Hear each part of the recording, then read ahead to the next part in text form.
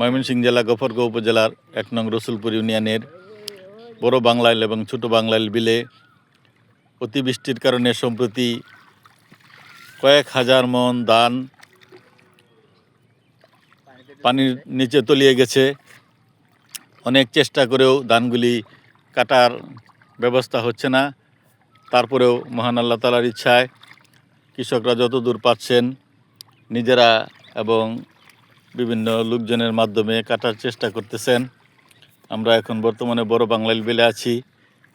এই বিলে এখন ধান কাটার দৃশ্য আপনাদেরকে দেখাবো।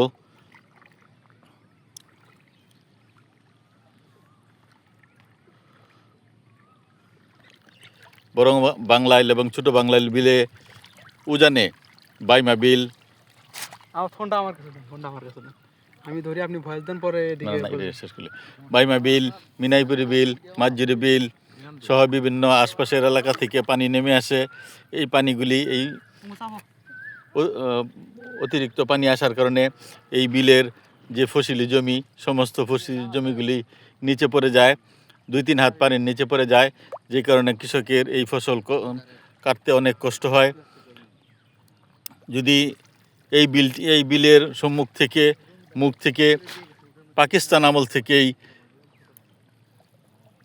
আমল থেকেই রাইজান নদী, যেটাকে পাকারিয়া নদী বা শিলা নদী বলে, এই নদীতে পানি নামার জন্য একটি খাল ছিল।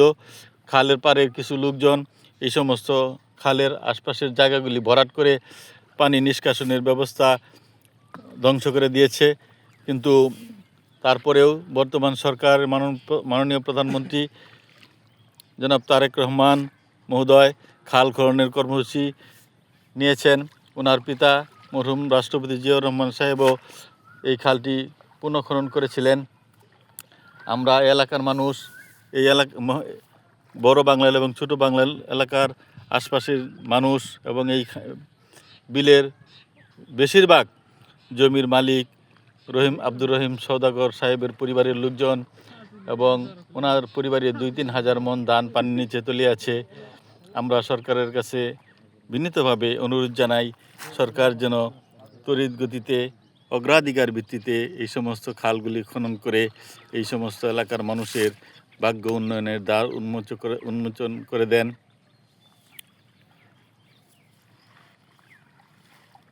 বিনীতভাবে এই আবেদনটি রাখছি।